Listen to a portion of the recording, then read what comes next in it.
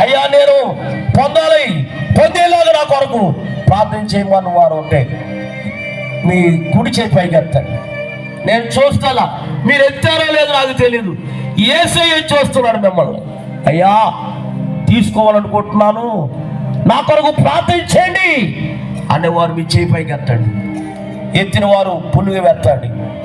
నేను మీ వైపు చూస్తలేదు, నేను ప్రార్థన చేస్తున్నాను.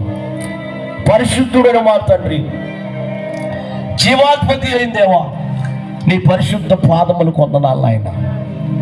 ఈ రాత్రి నాయన దైవజనులు కరుణాకర్ గారు, అమ్మగారు, వారికి ఇచ్చిన బిడ్డలు, కుమారులు, కుమార్తెలు, అల్లుళ్ళు, కోడలు, మనవలు, మనవరాలు ప్రభువా, వారి సంఘం ప్రియులారా కలిసి ఈ క్రిస్మస్ వేడుకను ఏర్పాటు చేశారు నాయన. ఇదిగో నాయన, నీ తీరులను ఈ స్థలానికి ఆహ్వానించారు. ఈ స్థలములో నిలబడి